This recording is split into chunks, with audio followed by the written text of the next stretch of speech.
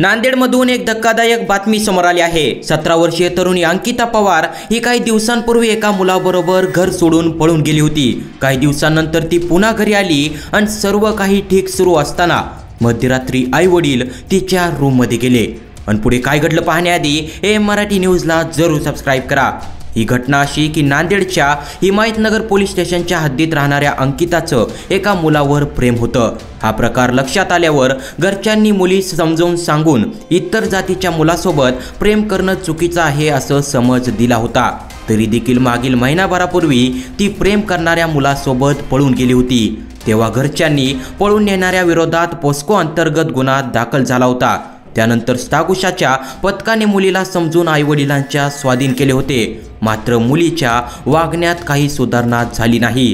पुन्हा देखील ती पळून गेलेल्या त्या मुलासोबत लग्न करते असा हट्टहास घरच्यांकडे करत होती।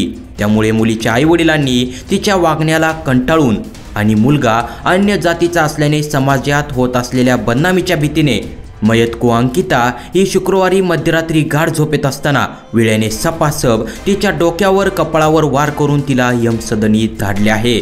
यावरून कलम 302 अंतर्गत आरोपी आई पंचफुलाबाई रामराव पवार आणि वडील रामराव पवार यांच्यावर खुनाचा गुन्हा दाखल करण्यात आला आहे।